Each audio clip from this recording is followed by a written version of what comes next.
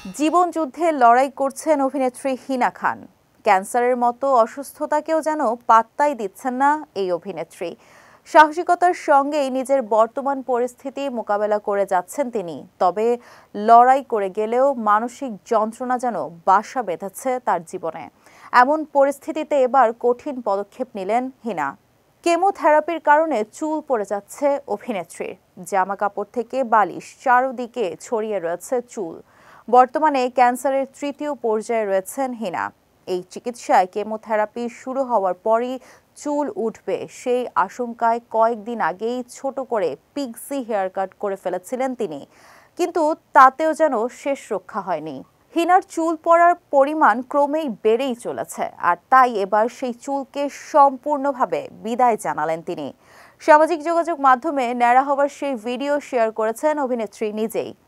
ভিডিওটি পোস্ট করে ক্যাপশনে হিনা লিখেছেন, এখন এতটা চুল পছন্দ করছি যা আগে কখনো করতাম না আমি। যদিও আমার ছোট করে কেটে ফেলা হেয়ার স্টাইলটি বেশি দিন আর উপভোগ করতে পারলাম না, কারণ সম্পূর্ণভাবে কেটে ফেলতে হচ্ছে।